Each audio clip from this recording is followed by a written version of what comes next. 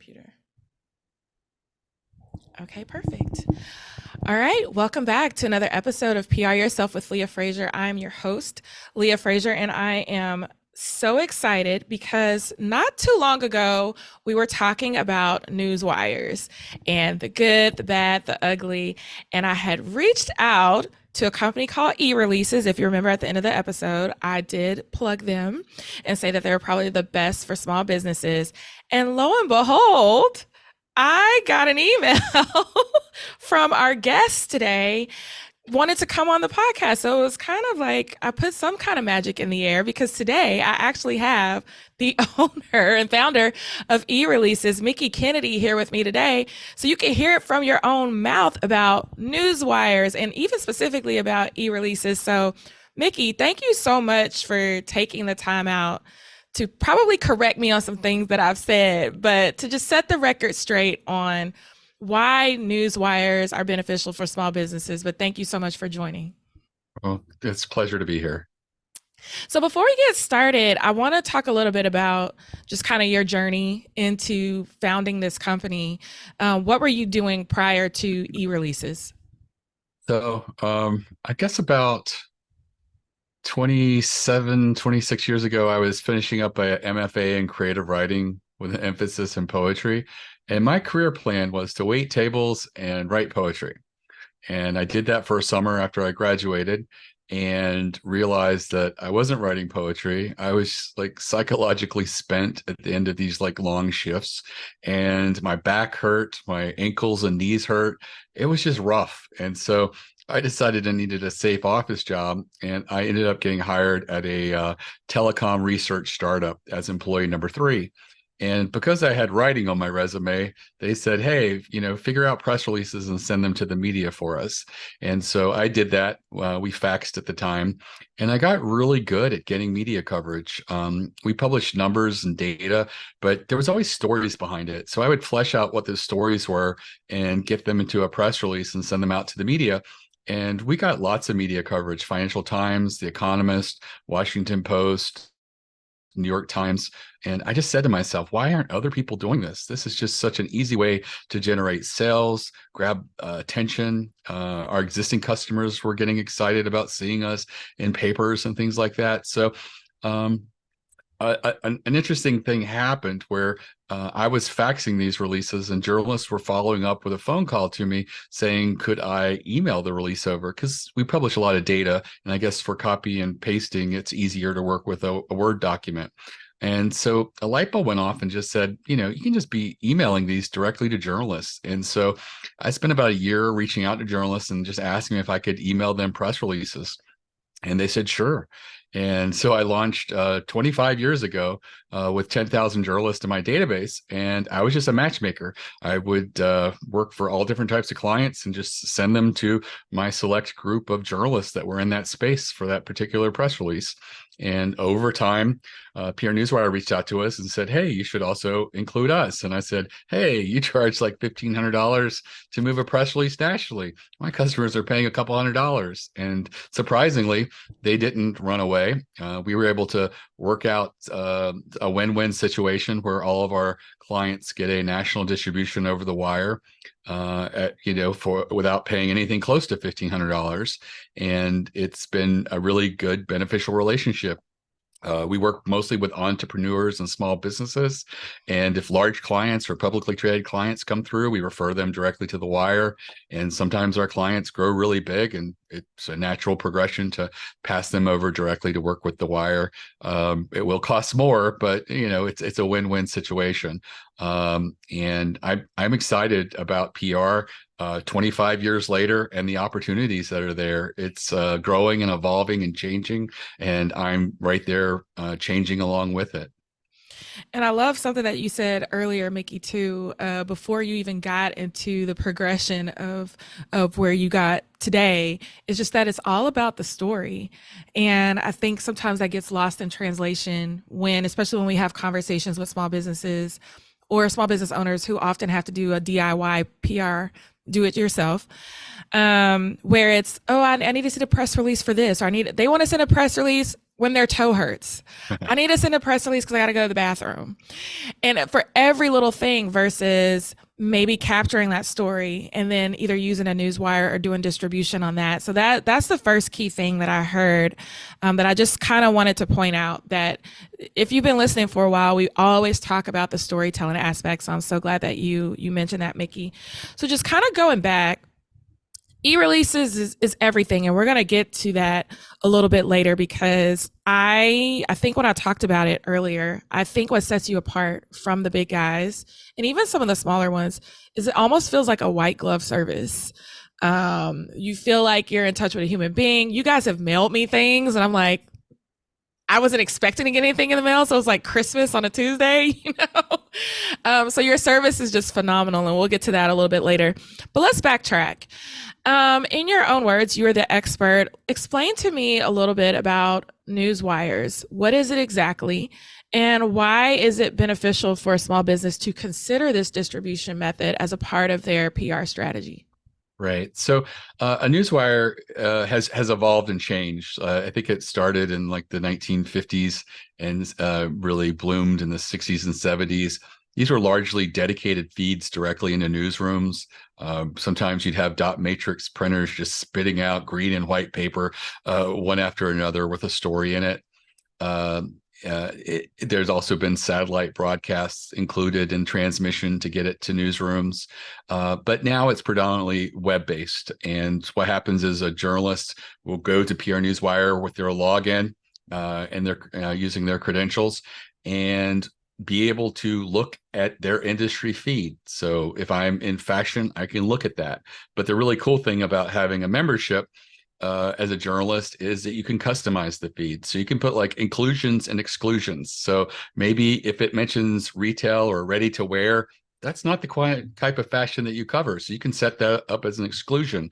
Or every time a particular brand is mentioned, you want to make sure you see that release. So you can really, hone it and make it really personal for you. And for that reason, it's a great place for a journalist to sit and be able to look at a large number of headlines and drill down into the ones they feel are most compelling. The alternative to that is to just go out and hunt for stories, and that gets very difficult. In the US, there's like three major news wires, really two major and one trying to be major. It's PR Newswire being the oldest and largest, and that's who eReleases works with. And there's Business Wire, and then there's Globe Newswire. If it's outside of that, and there are a lot of companies with wire in their name, they are not a newswire or press releases. And sometimes people get them confused with wires where it's a licensed story. So AP, United Press International, Reuters, those type of places aren't running press releases. They are running articles that have been written by their staff, and news outlets license it and pay a fee to include it. So if your local paper has a big breaking story, rather than them have to write it, they can just license it from the AP and include it in their paper and pay a small fee, or maybe even a large fee to the AP, depending on how large your organization and newspaper is. And so it is really interesting because of the leverage opportunity with a wire. You can press a button and potentially reach thousands of journalists. And I've had that work. And a really great example for a client that we have a case study up on our website called the Dining Bond Initiative. It was set up very short-lived to help restaurants that were closed during the pandemic. And it was just one press release. We hit send, and we quit counting at 150 articles. There were so many small papers across the U.S. that picked it up, as well as like large national news as well, like Wall Street Journal and Washington Post and all of the biggies. And it generated in excess of $10 million in revenue. As being the driver of the marketing. And so that's just like a huge example. If you were a PR firm and you were just relying on personal pitches directly to journalists, there's no way that you could pitch 1,000 people or 500 people and get the kind of results that you get by just hitting send with a really newsworthy press release. And in that example, it was newsworthy because it was really positive news and actionable news at a time when there was so much negative news out there and so much uncertainty while we were spending 2 weeks at home, waiting out the curve, flattening the curve.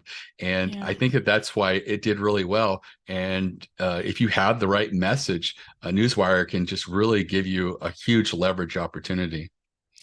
That's incredible. And I want to ask, did they write the press release or did you guys assist or because I know that there's those type of services too. Because a lot of one area that small business owners struggle with is writing. I'm not let's just keep it 100. And then Right. now they're using AI. And I want to say, yes, use AI because it helps content wise, but you can't rely on it because it sounds like a robot wrote it. Right. So in that example, they wrote the release. It was actually a small PR firm client who came to us. We work with a lot of small PR firms, and they came and approached us, and we did the release at no cost because it's just like, here, we're helping out. This sounds like a really cool effort, and so it was written by a great small PR firm. But I will be honest with you, a lot of press releases don't have to be written very well to do extremely well. They just have to have a hook. What's the focus of the press release? My first book that I wrote was The Beginner's Guide to Press Release Writing, and I thought that if you wrote the most perfect press release, you would get pickup. And what I realized is you can have the best press release, but if it's about something that's just safe and ordinary, you're not going to get picked up. And so that's why I focus a lot more of my energy now on educating people about strategies and doing more strategic types of releases that are meaningful and more likely to get picked up.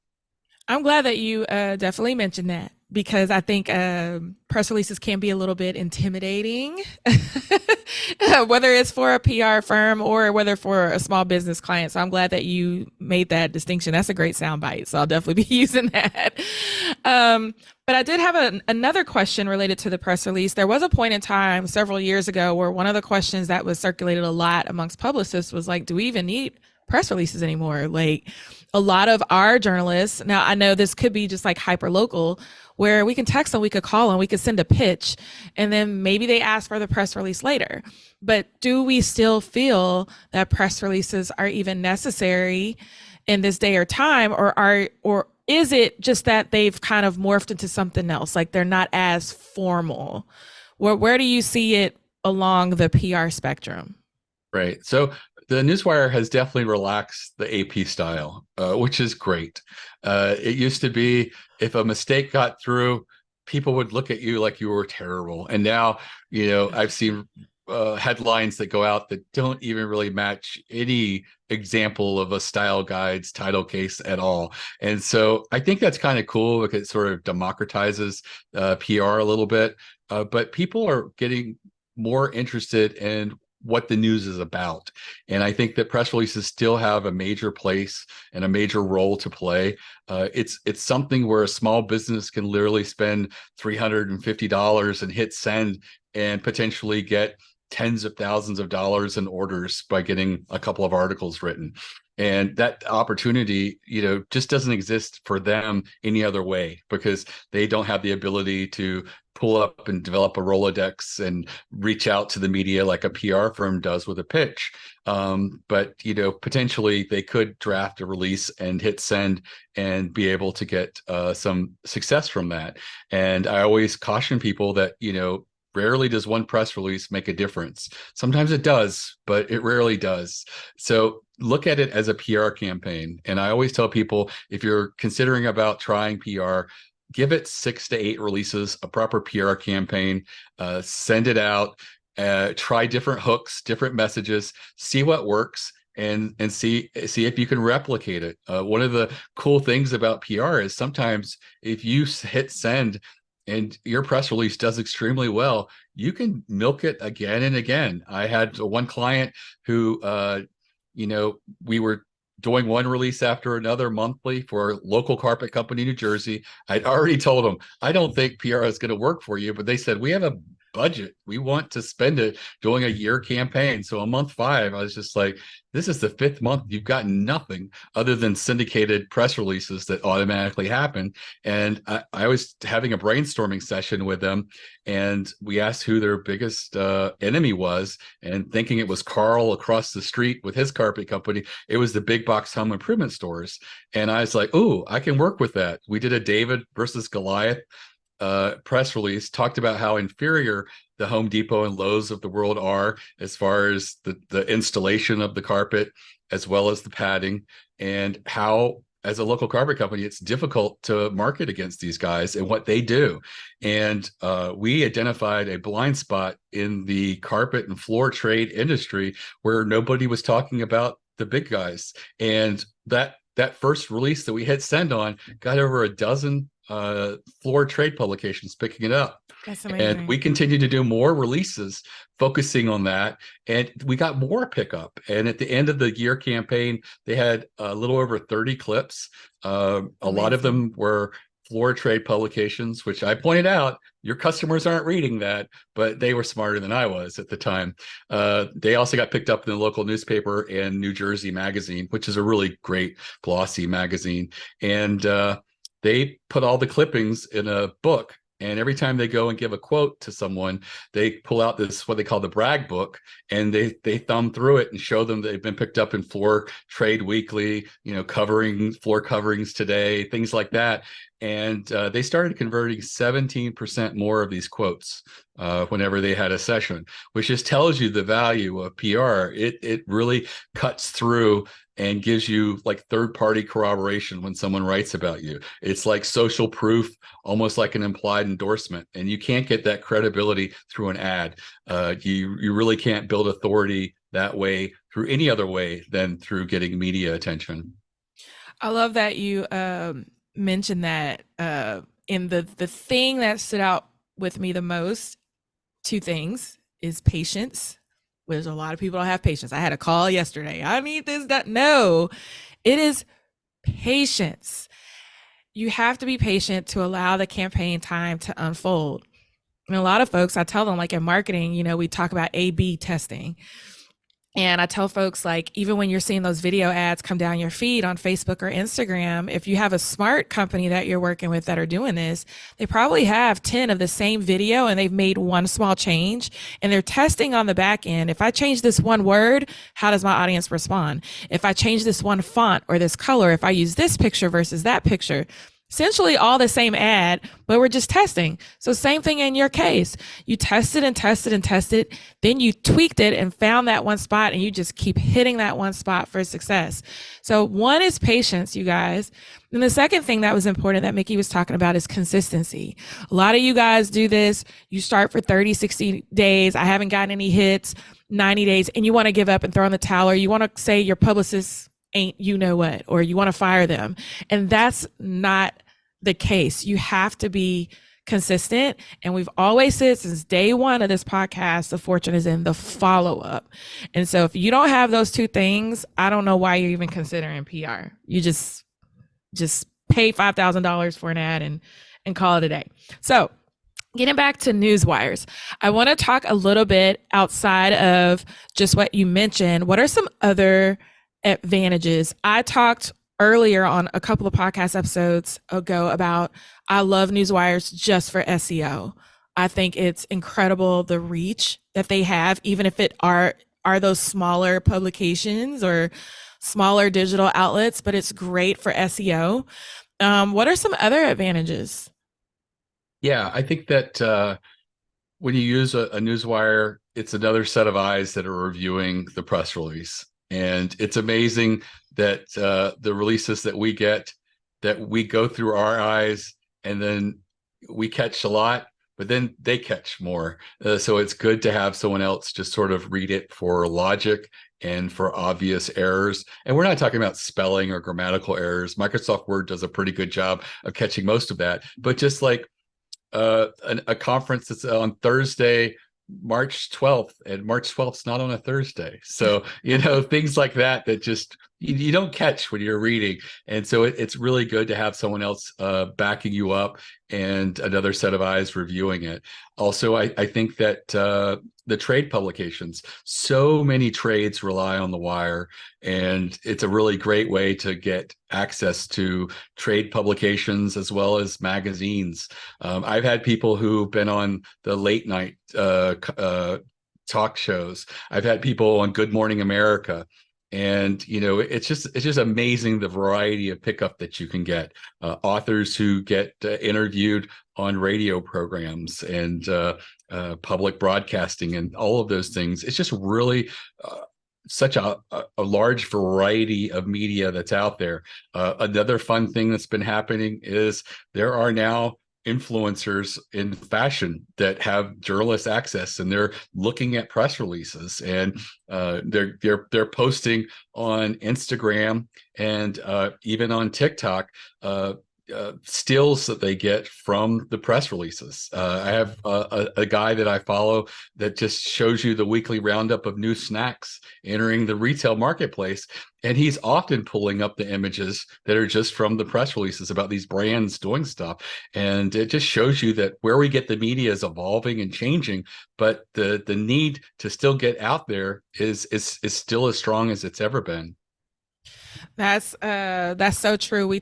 I talk a lot about, and then one of our guests that's coming on a little bit later on, we're talking about those non-traditional outlets, the ones that you're not even considering or thinking about, that sometimes have a greater reach than most of the time. Most people are focused on, I got to be on TV, I got to be on radio, I got to be in the magazines. And I'm like, yeah, but you have some influencer that has a YouTube channel that has millions of views that can reach way further than you just hammering because you think being on TV is going to be the hit, and it's not. So I'm glad that you discussed that. Another one of the questions that I often get on Newswires always has to do with like when, at what point am I pressing go on this thing? Is it, how do I know that I'm ready to engage with e-releases or to send out a newswire? Like, is there a perfect like intersection? I say there's never a wrong time to get started. If you are ready to give PR a try, I can help brainstorm, ideas for you, what types of releases you should consider. Also, if you have a major milestone that you're facing or that's approaching, that's a great opportunity. But it's amazing the types of press releases that are out there. You look online and there's lists of 100+ different opportunities to do a press release. That being said, not all of them are going to be strategic or important enough to get media coverage. So it does take a little bit of a balancing act to determine is this newsworthy? A product launch press release is one of the most common types of releases we get at eReleases. And it's often, here's a release of our product, here's a bunch of bullets of features, and here's a link to go buy it. And a journalist is a storyteller, and that is not a story. I tell people what you can do is add a use case study. This was the problem that a client had. This is how they solved it using our product. Here's a quote by them. That rounds it out a little bit more. Journalists can build a story arc there. And if you are approaching everything as like, we want them to buy it and we're creating an ad, it's not going to work. You have to give the ingredients for a journalist to read the press release and say, that's really cool. I'd like to share that story with my audience, because journalists are gatekeepers and they have to really protect their audience and only put through the stuff that they think is going to really delight and entertain their audience. And so many people don't think of it that way. I always tell people, take the press release you've got and reverse engineer it with all of the deficiencies that it has for going through that gatekeeper. And if you can do that, you are going to stand a much more greater likelihood of getting media pickup.